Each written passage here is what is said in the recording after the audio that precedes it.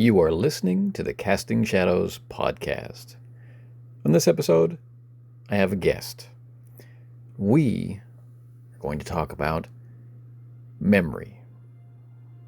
But first, a distraction to see if you forget what we're going to talk about.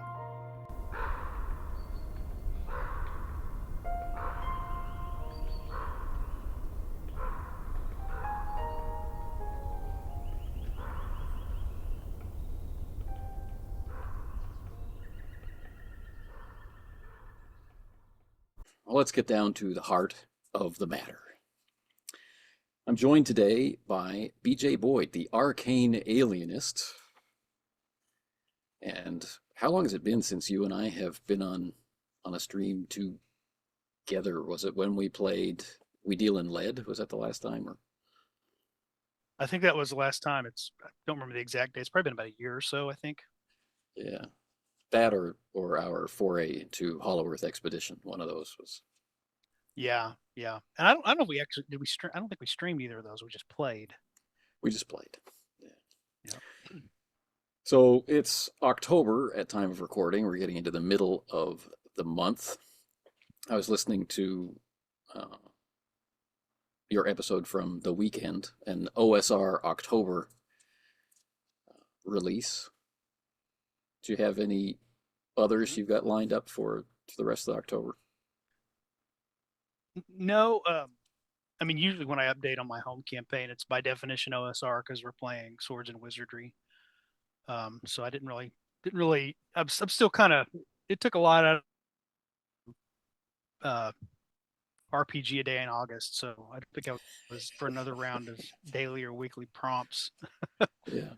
So it depends on whether what comes out. I'm if the mood strikes me before the end of the month, I might put another OSR related uh, episode out.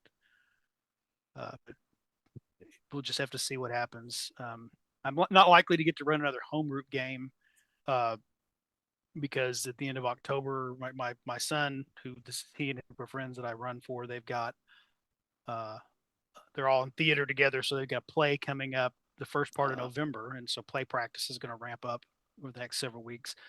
But my son also fronts a rock band, and they've got a show Cool. Halloween night. So this week is probably the last opportunity we're going to get to play until kind of the middle of November. Gonna have to make it last. I've I've been on him to try to incorporate strike. I haven't done it yet. I always want to do an OSR October or right OctoSR episode, but I don't play the games anymore. I don't play those games anymore. So it winds up being this kind of outsider perspective where I'm hypersensitive that I'm alienating vast swathes of people. you know. But Yeah, but I'll try and find something again yeah. this year.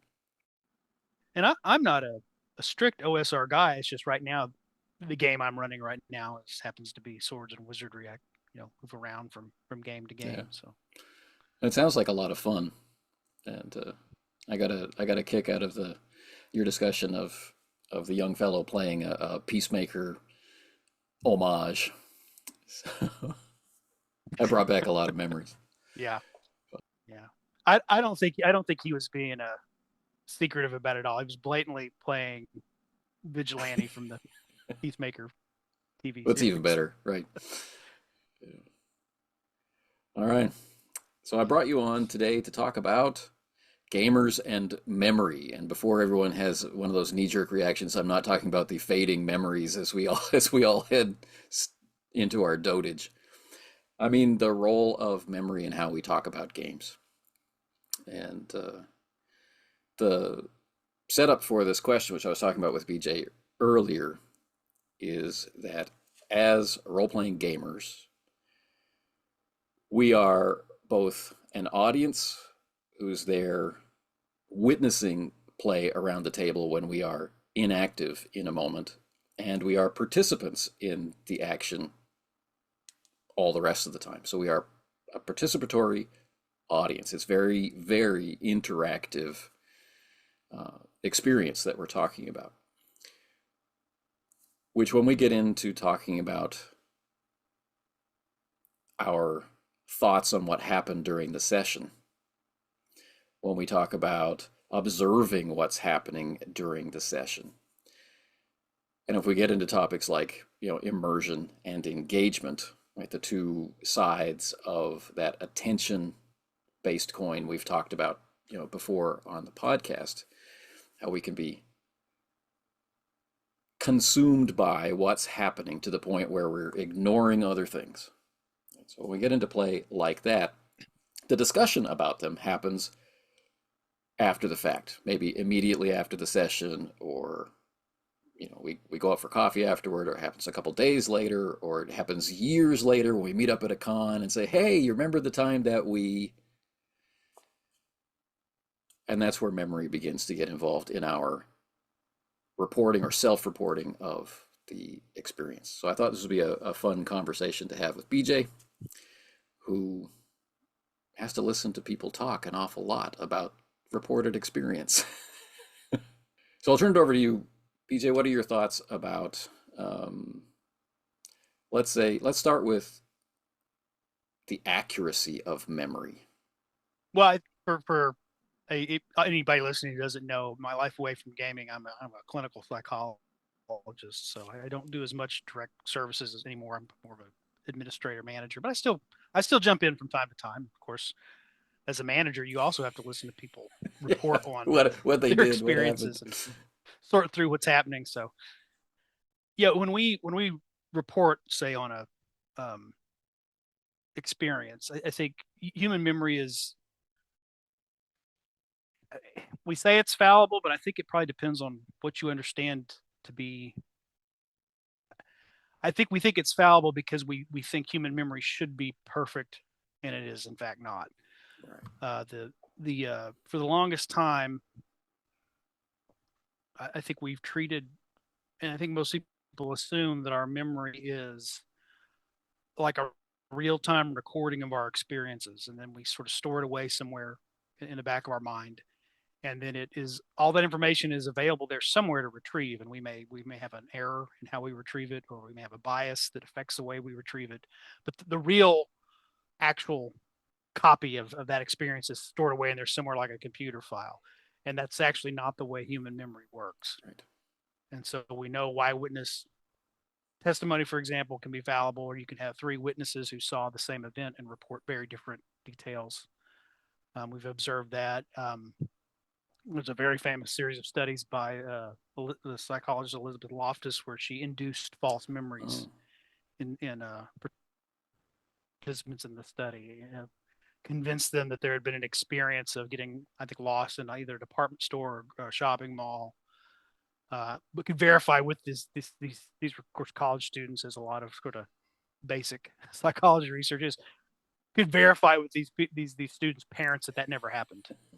Um, which brings into sort of we've seen then people get exonerated of crimes where the person who supposedly sort of through leading questions and suggestibility was induced to sort of remember being assaulted or being abused or mistreated by a parent or a caregiver or someone else that never sure. happened. Which is difficult because we certainly don't want to go back kind of a system where we don't believe people when they report that they've been abused or Right. assaulted. There's a whole other set of problems with that, but we do know that when people are kind of on the fence, you have to be careful about the way you ask them questions about what happened, so that you don't induce uh, what we call false memory Sure. syndrome. Don't lead the witness. Yeah. Right. Exactly. And even people confessing to crimes that they didn't do when the police apply certain types of interrogation Yeah. tactics. All that is to say, with gaming, I think you can probably see this with any group of friends where you've shared a common experience, that when you have that moment a week later or a year later or some kind of reunion, hey, you remember that time? Yeah, I remember that. Oh, I don't remember that That part. part. Oh no, don't you Yeah. remember? This is exactly what we did. And it's like, I don't think, no, I wasn't there when that happened. I came in later. Oh, I thought you could have sworn you were there. Yeah. Those are common, I think, experiences that most of us have. And not to cut us too short, because I know we want to Yeah, have yeah, a good conversation about this, but I think the what we understand memory to be now is we grab onto the most salient features of an experience. And the best way I can think to describe this is what we've learned about how we remember people's mm, faces. Our brains seem to encode a person's face as something like a character. We don't remember their whole face. We remember their most prominent facial features, and then we use that to sort of recognize, sort of like a with like a facial right, recognition. Okay, that and so sometimes we'll think we see someone that's not them. It's just they look similar enough, and we can swear it's right, that person. That's also why some of the research in social cognition, what that might explain why sometimes members who look of a different race or who have very different come from different parts of the world, we may have a little more trouble differentiating them. right. They don't.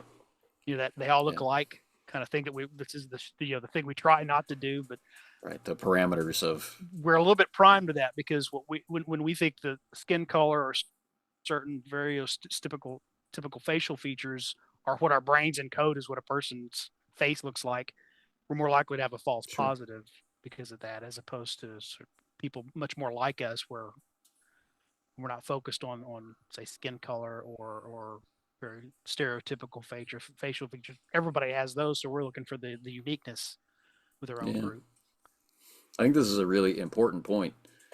I think I would tend to think from the beginning that if a detail is important, we're more likely to remember it, and if a detail is insignificant, we're less Yep. likely to remember it. Like, oh, the color of a car, speeding away from a crime scene, or the make and model of a car, that kind of thing. If the person is even the sort to be familiar with makes and models of cars in the first place, it was a big car, it was a little car. But Yeah. was it blue or was it taupe Yeah. or whatever fanciful paint name it is? But um, Exactly. Exactly. Yeah. tall and short being relevant to the person. So when I was in graduate school, I used to help one of our professors do this demonstration when he would teach the cognitive psychology class, which is all focused on memory. Where he would be at the beginning of class, I would come in as students are settling in. He's getting ready to start the lecture, and pretend to pick an argument with him over a grade or something like that. Then lightly tap him in the chest, kind of like I was pushing him, and he would do a pratfall, knock his notes off the podium, and then I would zip out the door. And then he would immediately stand up and tell all the students to take out a piece of paper and write down a description of the person who just left the Nice. room. Uh, and he didn't invent that. I think that's a thing that psychology professors have done, all over the place over the years. I think now they can't do it as much because it might there's no trigger warning for something like that. Um, and this is apocryphal, but as I understand, they had to stop doing it at the University of Texas because so many students come to class armed that they would just shoot at the the student who is, I don't know if that's true or not. But he would see then he would have people describe what they wrote, and it would be all over the place in terms of the height, the weight, what kind of clothing the person had on, whether they had a hat, whether they didn't Right. have a hat. Um, and so you could just see the fallibility of those in the moment, particularly when you're not being told, okay, pay really close attention to the details because it's going to be important Right. later. Yeah. Without that heightened awareness, it's just awareness. Yeah. Um, And at what yeah. point where did they start paying attention Um, to the altercation? and so, but back to kind of the way our memories are constructed is that we in any moment are trying to pull in what we feel is the most salient. We can't take in everything, and so our minds try to grab onto what they think is it thinks is the most salient points and store that away for later. And then when we recall that memory, we sort of fill in the blanks Yeah. with what seems most reasonable or most logical. So we may not remember what the weather was, but we remember it happened in July. So we will just sort of Must have been sunny. Yeah. confabulate. Well, it was Yeah. a hot day. Um, Yeah. it must have been. Or then you go back and look in the almanac, and you're like, actually, it was unseasonably cold that day. But if that for whatever reason didn't stick in the person's mind as salient for that memory, then then it won't be Yeah. there. That's Um, interesting. That really gets to the heart of and, it gets to yeah, the heart of role playing. yeah. So you get 3 or 4 people together, and you can sort of look at what they all do agree on. That's pretty Uh, reliable. But then you start seeing the things they completely disagree on, and then well, which one of them is right? You know. yeah. So, but I think that would be the same thing when you're coming back after a role playing experience and trying to reconstruct the story of what happened. Yeah. People are going to have different recollections and different, um, and that's just completely normal. It doesn't mean you've done Right. something wrong or that there's an error. It's just that's normal human memory. Yeah. But if we don't, I don't know, if we don't acknowledge it, if we're not aware of the degree of difference, then all sorts of Mm-hmm. interpretations could be made. Like this person didn't enjoy Yeah, the game because they don't remember this particular detail, which was hugely important to me. Right. yeah. For example. I think that's where game masters get the most heartbroken. Right. Exactly. So then stress is often talked about in terms of memory. So the unreliable witness, Mm-hmm. in a bank robbery or whatever, because the bullets were flying or because something else was happening, or soldiers Yeah, reporting in an after action report, because they were physically active and mentally active and applying analysis in the moment to what was happening. So there's a great amount of cognitive burden on them, and then having to remember everything after the fact. Should we expect a more accurate memory from that greater sense of activity, or should we expect less accuracy from that greater sense of activity? Should we expect more mental bandwidth from the bored person who's just watching, or from the game master who's running the game in the moment, or the yeah, player who's in the scene but not active, or the player who's active in the scene, or that sort of stuff? What should we actually realistically expect? yeah, Becomes an interesting question, I think. yeah. And there's sort of an optimal amount of arousal that you get. Below that, you're going to get poor because they're just not paying attention. Right, yeah. They're disengaged. Their minds have wandered off somewhere else because they're not. So they're going to have that's going to be less accurate. Um, I guess the real question with what people Mm, remember, parts of an experience people remember is, you know, what's not there because you weren't paying attention and it never really got into your memory banks, so to speak. And then what's not there because for whatever reason it didn't seem salient to you enough to commit to right. memory. So it's also not in your memory banks, but not because you weren't paying attention, but because that wasn't what you were Right. focused on. Uh, so you do want a certain amount of arousal. You need to be engaged and actively paying attention to what's going on. Um, so I would expect the players who are actively engaged in a task or in what's going on at the table to probably have the most clear memories of uh, of that, as opposed to the players it's not their turn and their turn is not coming up Right. next. So that that's one of it's one of the downsides of sort of the modern take on, hey, we're just going to have an initiative order and everybody goes, it doesn't change from round to round. Yes. It's licensed to check And out. I take my turn, I disengage because I know it's going to be 10 minutes before I have to do anything again. So then that's where you're going to start. The arousal Yeah. goes down. They start, their mind wanders off. They get distracted with another their phone or something. So I would expect that the game master and the person actively doing something to have the most memory. But then I would also, you can get into the idea that I'm engaged in what I think the meaning of this task is, or what I'm supposed to be contributing at the moment. Say in a role playing game with whatever skill I'm applying or whatever ability I'm using at the moment. It may be that a couple of other players are also watching that Mm, unfold, and they'll pick up on things the game master is trying to tell the player that they're not yeah. listening to. You know, um, and again, depending on I guess your table dynamics and your rules, you could be helpful for another player to go, hey, GM just said, you know, that there's water leaking out from under the door. It doesn't seem like you're accounting for that. Which you would think would be the same thing if you and me and a couple of friends decide to go adventuring Yeah.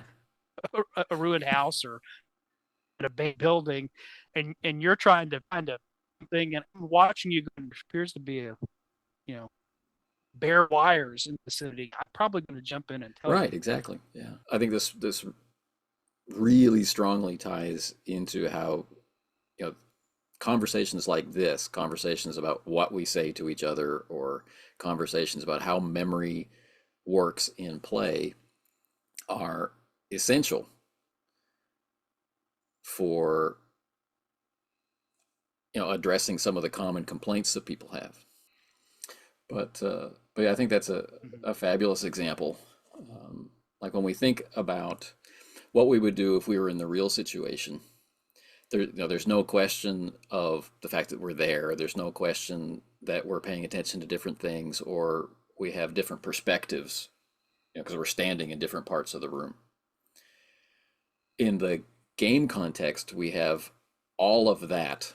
Like, how am I imagining this space? How are you imagining this space? How do our imaginations intersect? And how accurately do they fit together? How well are we imagining our perspectives? And are you imagining your perspective through your character's eyes, or from a purely external? You're imagining all the characters externally, the third person point of view. Are you not imagining anything at all visually, but rather holding a conception of the scene, like BJ's by the door, Jason's by the window, you know, Joe Richter's in the middle of the room, right? Carl Rodriguez is Yeah, next to Joe, right? Are you just conceiving of the situation? Are you imagining the situation? yeah, And then how we're allowed to interact with each other, and also as a part of culture of play, or rules like, don't tell me what my character sees or feels or thinks, or whatever, unless you're the game master. And then if you're the game master, you can't tell me some of these other things. And there's a whole yeah, bunch of stuff to get in the way of what we can or cannot, point out about what we've noticed, or interact with. I think it's fascinating. It's really solidly connects with the idea of role playing games are a conversation, right? Like how we play is based on absolutely. what we can say to each other and how we can interact with that. And so if we don't think about this element, how we're going to remember the situation, how we're going to remember the description of the room from 5 minutes ago, how we're going to remember the relationship between the NPC on the other side of the door, who we haven't seen since session one of this epic campaign, which was like last summer. You know, is there a difference between how a player remembers the name of the bartender, and how the player remembers all of the interactions with that bartender that would, matter to them on a relationship level, or the name of the town that they're in, or the purpose of the quest that they're on, or if they were suspicious about a particular NPC, and all these things. How is that how is that processed in the moment, and then later when we know the outcome of the session? How much are we recollecting? How much are we recalling as like an imprinted detail? And how much are we reconstructing as something that must have been true to get to that outcome? Like your example of, well, I know it happened in July, so it must have been warm. You know, Yeah, I know we just finished a big battle, so yeah, yeah. It gets more confusing too when you've got different players who aren't on the same page yes. about how that works. Like I think of an example of a time I ran a traveler campaign, and the patron, that in sort of the default traveler sort of universe, the patron kind of quest giver for the group was this Right. noblewoman. One of my friends is playing a character who does not like the nobility, and so he's immediately suspicious in character of this Right. NPC. There was no objective reason to be suspicious of this NPC. Uh, and everybody just sort of glommed on of she's trying to manipulate us, but they weren't tracking. He's playing in character. They're thinking I must have missed what she did to kind of make us suspicious. But Bobby keeps saying that she's suspicious, so she must be Right. suspect. Exactly. I'm like, what are you guys doing? Right. Because as the game master, it's like there's certain conceits a lot of times the games of this is kind of crawl to a halt if you don't actually take the That's hook right. We're not going that to the haunted that the house. We're not going on the on the. group's patron is trying to give you. That's crazy. Yeah, that's true. That's interesting, Yeah, right? Because that also evidences good play, right? They're picking up what someone else is putting down, right? In an improvisational sense, we have one character who is, yeah. putting a detail out into the world, who's making an offer, as they say. However, And it would have been one thing if in character they were doing that, but there were also people who don't really play immersively in their character who just thought, oh, the player must have picked up on a clue that I forgot to write exactly. down or Yeah, wasn't yeah, paying attention. And there is objectively, from a metagame standpoint, a reason not to trust this yeah. NPC. And I'm not going to stop play. I'm not going to be a bad player to say, wait, why are we suspicious again? I'm just going to accept it and roll on because everyone else is accepting it. Yeah, it's awesome. Yeah, yeah. So, So that's a whole other episode on groupthink. yeah, right. And then what would be reported about all of that experience afterward and the justifications which would follow, then is in this episode about memory. It's like if you ask them about it, hey, you remember that noblewoman? Oh, Yeah, and that would be happen. We not play for a few weeks, and we come back, and somebody be like, "All right, well, this noblewoman has tried to manipulate us into doing her dirty work," and I'm like, "Where are you getting that?" right. So we either, Again, they just the salient things they put together, and then they're just sort of filling in the yeah, blanks. and that puts you in the position of having to retcon what you had put into motion, or asking all of them to retcon what they clearly Yeah, remember happened. It's great. It's amazing. and, sometimes I'll go with that if I can say, well, why do you guys remind me again where you guys give me the whole Right. story, and I'm like, oh, that's actually more interesting than what happened, so we'll go with that. Right. Yeah. I mean, that gets into the art and artistry of play and the push and pull of our different agendas. But I just think it's so wild how the reports of play after the fact can vary so much and where they match up, and not so much about the point of view that they come from, but like the emotional undertone of how a moment is interpreted. Um, like, uh, we kicked their ass or we almost died, being reported from the same experience of a combat in the session. Yeah, And how was that tied to the character that was being played, or the amount of attention that was being paid during the course of the thing. yeah. Yeah, it's really interesting. Which I imagine that happens in the fictional world these characters inhabit. They're back at the tavern, and you know there's probably some comical moments. No, you kicked their ass. I almost died. I was over in the corner bleeding with a broken Right. Send leg. help. 2 seconds into the fight, Yeah, exactly. begging us to retreat, and you wouldn't give it up. What are you talking about? I never took a scratch. Yeah. So, and then when we get into the less mechanically supported moments of play for many systems, like the social encounters, like you were talking about with this purely innocent patron Mm-hmm. there for cinematic or trope reasons, right? Someone has to give them a mission, so it will be this person becoming this Yeah. this villain uh, for for no reason. And was the NPC lying? Was the NPC telling the truth? Were they being manipulative? Were they being evasive? Is this the game master role playing, not wanting to tell us something, or is this the game master actually trying to remember an essential detail and is doesn't want to go to their notes just yet, but is really worried they're going to have to go to their notes? Like interpreting all the things that are going on Yeah. is all part of player skill. Or you miss a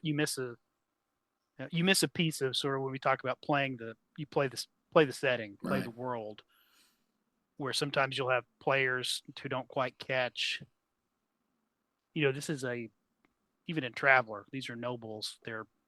It's not a feudal system, but I think you can almost I think sometimes compare it to sort of contemporary the UK, Sure.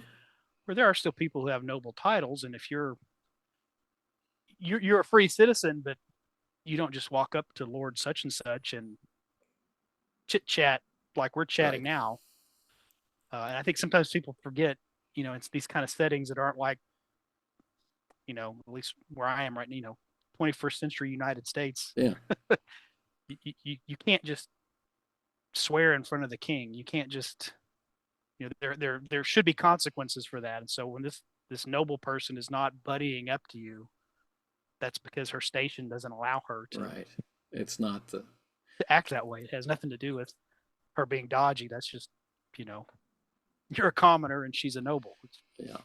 I think that's huge. Like the interpretation of the moment in order to generate what is a salient or non-salient detail, or more ambiguous. Like what genre are we playing? Is this pulp heroics, where a kind of a larger Mm-hmm. than life response is normal?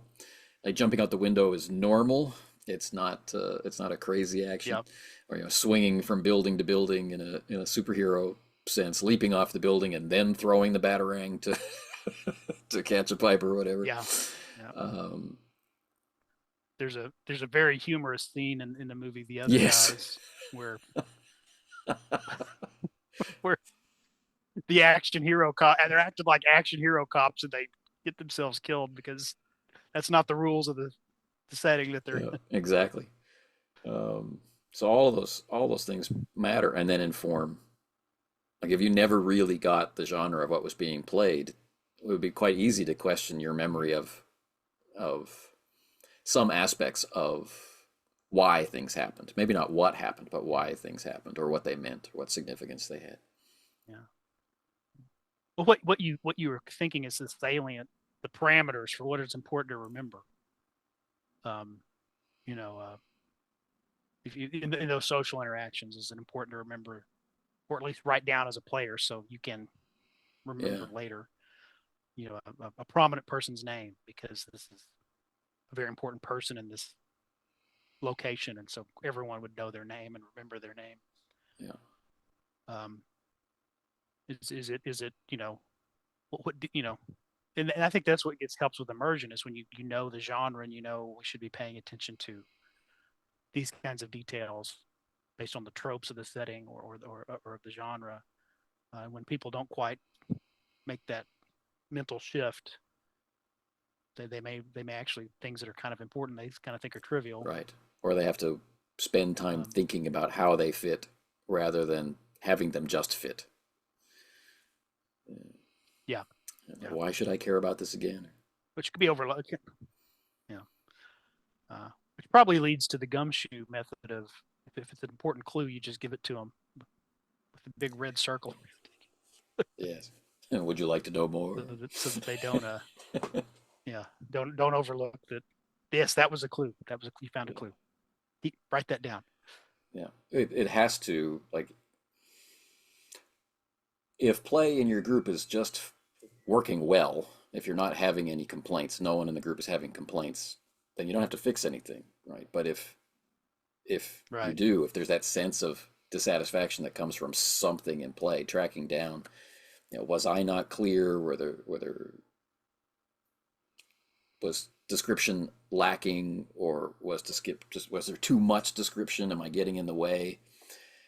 I say you walk into a Yeah. room, and four of my five players have now already imagined the room just because I said room, and they're able to fill in those details well because they're well engaged with what game we're playing and what genre it is and what the architecture is like, and so they don't need me to describe it, and in fact they Mhm. don't want me to describe it because now they're in a process of retconning their unbidden imagination of that scene, right? Or Yeah. are people waiting desperately for all the details, frozen in time, and then when the description is done, Yep. like they're waiting for the trigger of what do you do, and then they imagine. Yeah. Yeah. And started off, we talked about we playing swords and wizardry, and we are using a right now. Uh, one player serves as the Mm. mapper, which is useful into because you've got sort of an accurate depiction that's unambiguous the size of the shape of a room. But it is very disruptive to flow Oh, for me to have to no, that corner of the room is rounded, right. or and then at some point it's like how much of this is important? Is this really important, or is it, hey, this is a large room? Wow. All these rooms are circular. Yeah. Yeah, yeah. Is it how necessary is Right. it? Um, And yeah, and how are those details checked? and then how much you getting bogged down in minutia details that nobody really needs to remember, while they're not paying attention to the fact that you say there's you know a large wardrobe in one corner with one door ajar. Yes. Oh, I didn't know there was a wardrobe in here. How many doors are there again? And of course, I've also got adolescents, sometimes 8 or 9 of them at the table. That's that's challenging enough to keep them all. I've always respected teachers, but my respect for them has gone way up. Are you using a collar? I have threatened to. I have threatened. They will they'll get in line when I say Interesting. that, because nobody wants to not be able to speak to me in a character or tell me what they want to do or ask me Directly. questions. It's an interesting lack of I have trust. banned phones at the table at last. Yeah, because that adds in yet another layer where memory is relevant. You know, what did I actually communicate to the caller? What did the caller actually communicate to the game master? Did they forget or did they disregard my contribution? Yeah, it's juicy. Yeah. I've often wondered, because I've never played with a caller, and I'll read descriptions of it, and I understand, having been a game master, particularly when you get larger groups, why you would want that. And I particularly understand when you've got a very sequence based game like original Dungeons and Right. Dragons, where it's not just that you take your turn, it's that missile, magic, Right. In melee order. in different phases. It's very useful to have one person Yeah. summarize, okay, here's what we're going to do. In the movement round, these characters are going to do the phase. And in the missile phase, these two characters are going to do this. And then you just roll the dice and see what happens. Um, so I can see the utility in that, but there's something I feel like you said, did the caller actually say, or did they veto because they didn't like the group's Yeah. plan? And you know, It's interesting. and I could see some power struggles getting in with players over. No, don't let BJ be the caller. He always screws it up. And if you have a truly Gygaxian style, of DM, they're gonna be like, well, that's on you Yeah. guys. Sorry. Yeah. I did a Yeah. I did a retrospective on the caller with Ivan Podgwaite of the Ivan Mike 1968 YouTube channel 2 years ago now, I Mm-hmm. think. Just like a survey of different things about the caller, and even in the original texts, there's some variation.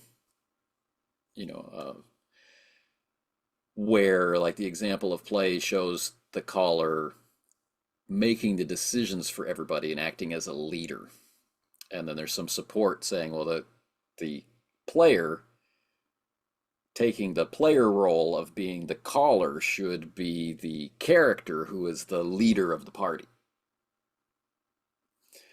Uh, but my personal experience with it is Yeah. really just as a clearinghouse of information. As I'm opening the monster manual to find the particular monster, making sure my dice are ready, and getting my notepads and paper ready. They're talking about what they want to do, and then the one guy step by step guides me through the process of what the actions are. And Yeah.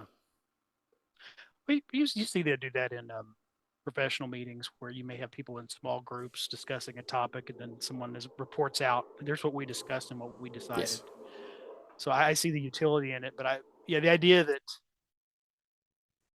the the the, the person who is basically playing the leader of the group must be the caller. There's always that dynamic tension between character traits and skills and player traits and skills, and you can't completely go without player skill, particularly in old school games. It's a feature, not a right. bug. But to the point that,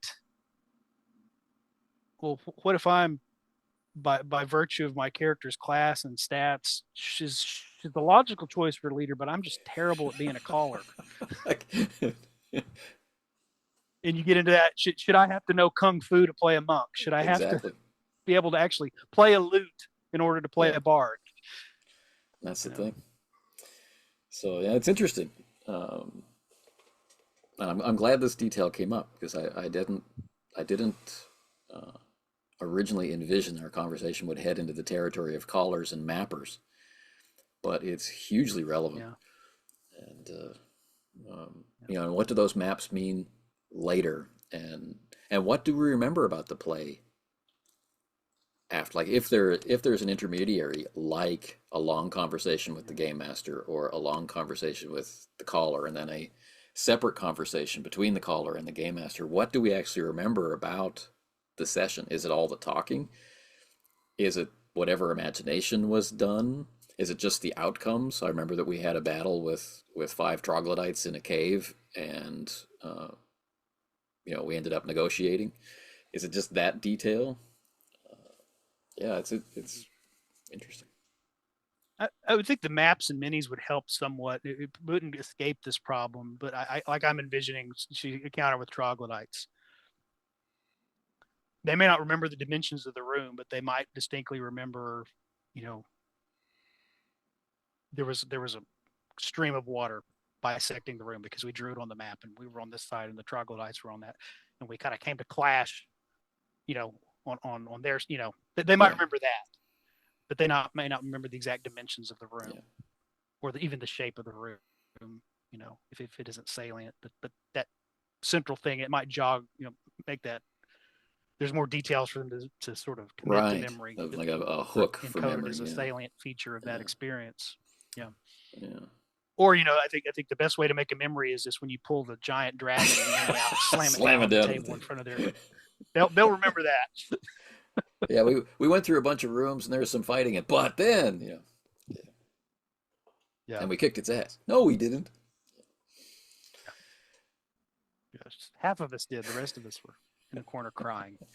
My character was killed again. Um, yeah. One thing that you were talking about earlier, though, it sparked some, I know you call it a memory. It's not necessarily an experiential memory, but it reminded me of. I will, as a GM, and I've thought about offloading this at times, but I find it helps me. Is usually right after the session or the next day, I will actually write my own campaign log Sure. entry and share it on Discord with the players. This is what happened. And then I can say, did I get anything wrong? Does anybody remember anything that I might have missed or that this seems off? And that's a way for me to kind of remember myself, but it's also a place where they can go back, and I wish more of them would read. I'm like, hey, you guys should really read these sometimes because the clues they clearly were not paying attention to get Yeah. restated. And then the party discovered, Right. In bold. but but again, it's one of those things you wish they would take advantage of that, and a lot of times players do. And that's not just the kids. I'm That's talking about everybody. adults my Yeah, age I don't have who time, or I'm as well. I'm not comfortable Yeah, watching the actual play recording of us. Then don't watch, just listen. yeah. But But it does make me wonder, and this would be a lot of work, but this is sort of the psychologist in me going, well, what you could do is you could have all the players write they're a little illiterate. What they remember happened this session, and then you can compare them and go, well, what? Because you, as a GM, you probably remember most of it Yeah. because you planned for it. But you could say, okay, well, what did they all remember, and then what did not what did none of them pick up on that I felt like they should have remembered. Uh, and of course, you got to understand it's never going to be perfect, but that it would be a way for as if you're trying to hone your game master skills to go, okay, why 9 times out of 10 is nobody remembering the thing that I think is the most Right. important? Again, though, then it becomes like we're getting job performance reviews. It's a lot of work, Yeah. and trying to ask It's supposed to be fun. 4 or 5 players to do that. You got to do homework now, so I Yeah. can.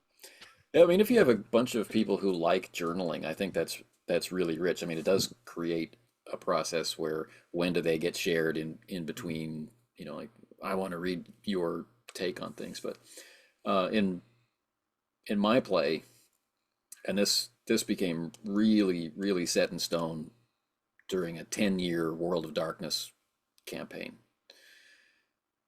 And we would do a recap at the beginning and at the end of every session. So the recap at the beginning would be more general, like what are the main themes that are running through, and we would do that as players before we ever sat down to play. Like just as we're having snacks and things, we'd just be talking about the game in a very macro sense. And then at the end of the session, we would do a recap of the events of that session and what people thought they meant. And the experience point system for the World of Darkness games played into that really strongly because there were points to be earned for things that you had done. So they were simultaneously like lobbying me for that point. These are the things that I did during the session. Everyone else is listening to what they did, and did you really? Is that really what happened? Getting them into discussion about that. And then what did you learn? And there was like a point for danger. Did we get into danger? There's a point for success and this sort of stuff. So that all gave structure to this end of session recap, which we could refer back to later. But then we would also then go out for coffee and end up talking about the session ad infinitum for hours because we were young. But with all of the political stuff going on in that kind of game, it was not only enjoyable, but it was necessary, I think, especially Oh as yeah, it got yeah. into, this is a 3-year long campaign. This is a 5-year long campaign. We're coming up on, 10 years of this. It was essential. Yeah, and I think that's interesting because World of Darkness, if once you kind of understand, I haven't played a lot of World of Darkness, but any really, but from hearing people describe it and kind of looking through the books, that's a game where you have to. The game itself is about the relationships with the other characters and what's said and not said and the intrigue, and it wouldn't work if people did make an honest effort to try to remember what happened and come up with because you got a plan. You're plotting and planning your next Yeah. move because it is a political it's political Yes, theater the characters who react, literally. who just react, find themselves never getting out of the bottom echelon of interactions, or they Yeah, wind up with making a new character for whatever reason. yeah. Yeah. So yeah, that Which is very different than the kind of action role playing that Dungeons and Dragons and superhero games and most of our you know role playing games really try to emulate sort of action adventure to some level where you can fight your way to success if that's what you really want yeah, to do. yeah. But does your game end before the characters go back to town? And then we break out another module and starts at the gates of that new adventure Yeah. location, or do you have to get the treasure back to town, and do people go to the tavern or whatever adventurers league or guild or whatever and tell the story of it? In the White Wolf game Werewolf, we called it begging for renown, but it was an actual part of the game. They had to come back and tell the story for glory, right? For Mhm. points of glory. tell the story of what your pack had Yeah. accomplished. And I really started to love that part of play, to have them in character reporting Yeah. on what other members of the group had done, not themselves, right? What other members had Mhm. done. I loved it. Loved it. I think you can see that we're talking about OSR October, and I think probably depending on what you think constitutes OSR, because there's the OSR where this is a game system either based on or heavily modeled after the game systems of the 70s and 80s. And then there's sort of your sort of new SR, which have very innovative and new kinds of mechanics, but try to The capture the feel, yeah, feel of those older games. And one that you see in that somewhere in that space is the mechanic, the carousing that okay, it's not particularly when they're trying to emulate more sort of mm, Conan or Fafford and the Gray Mouse, or where you don't keep this wealth. You're not gonna stock up gold somewhere and then build a right, castle. You're gonna go piss it all away in the tavern right, at the end of the adventure. Hence, you've got to go back and try to go on a new adventure because now yeah. you're broke. But the experience points are rewarded for the carousing, Not for the not for the surviving. survival of the adventure, or not even for the accumulation of the gold that you spend it on ridiculous, frivolous Yeah, stuff. yeah, And I can see that reflected the same idea. It's renown. It's what you're getting is these tall tales that now everyone hears yeah. about you, your reputation. But in context of memory, that's really interesting because there's sort of, well, what really happened, and then what are we going Right, to tell tell everybody everybody what happened. happened? Yeah. And then a month after that, do you even remember the difference, Exactly. or are you starting to believe your own Yeah, legend? yeah. Believe your own press. Yeah, Yeah. yeah. So it's beautiful. And all right, cool. Well, do we have any final points about memory, or have we forgotten where we began?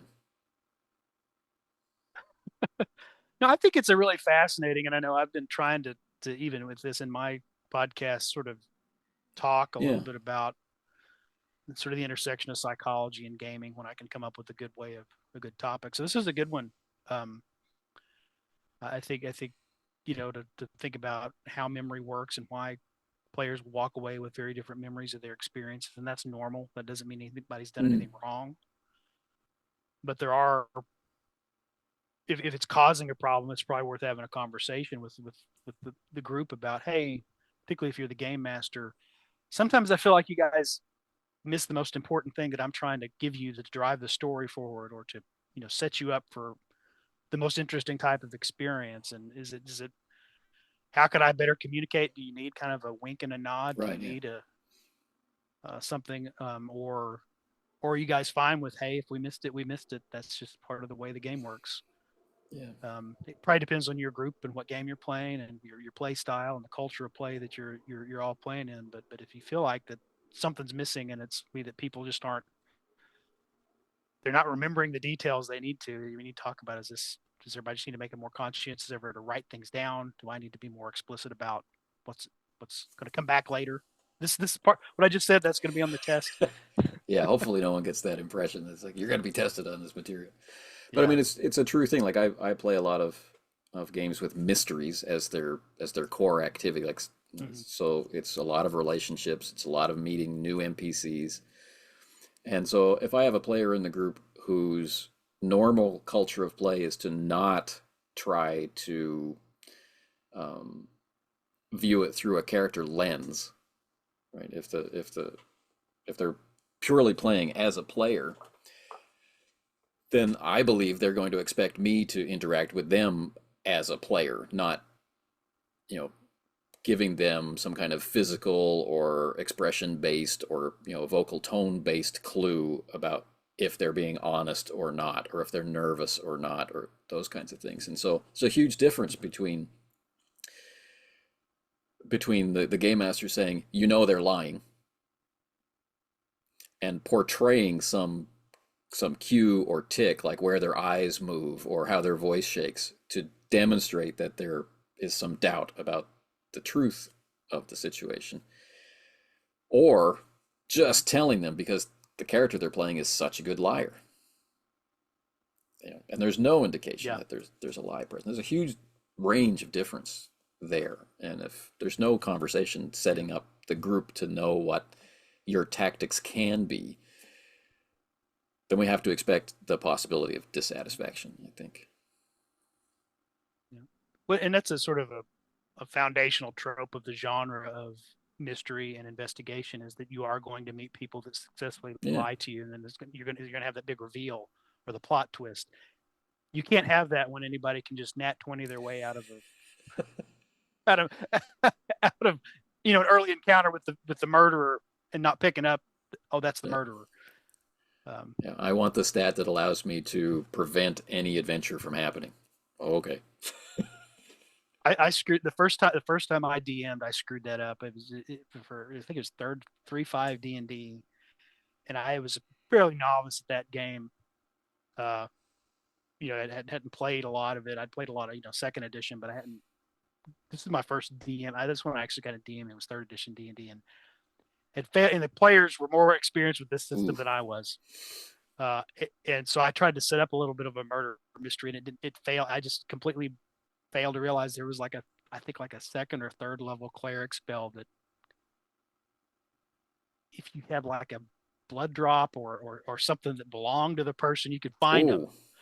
And I'm like, oh well, crap. The assassin that I had sort of set up would have obviously let. And then I had to go. This is a medieval world. This isn't CSI. I don't know that you're you're son of the tanner from across town understands how to do a crime scene That's right. investigation. Hamlet, Look for CSI. blood drops and hair, loose hair, and Oh, that's awesome. I'm now getting flashbacks to CSI and they're blending in with my memories of Greyhawk. Cool. Well, thanks for coming on to chat with me about memory. yeah, And it's if great. anybody's still hanging on to an idea that, well, my memory is perfect, I'd like you to cast your mind back to the beginning of this episode where I asked BJ when was the last time he and I had talked together. And neither one of us could remember. We remembered what we did, but we couldn't remember how long ago it was or what order it happened. Yeah, So, yeah. You do have those rare people that do have eidetic memory, I suppose, but but maybe they just I remember think it that most of way. us. Well, unless you've got a documented case of it, I think most of us probably overestimate how accurate our memories are. Yeah, I think so. And that opens the door for examining your group, how you play, and what you want out of that play, and seeing how relevant a conversation about memory, a non-sensitive conversation about memory, it could be. Like, George, I think you're developing Alzheimer's because. Yeah. All right. Anyway, thanks. It's time to take Grandpa's dice away. He can't dice responsibly. Cool. Until the next time, take care.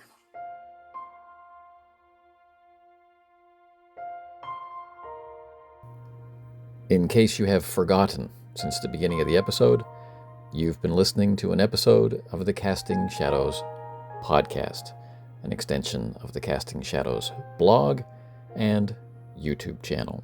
Links to these are in the show notes. As well, you can find links to BJ's podcast, The Arcane Alienist, in the show notes as well.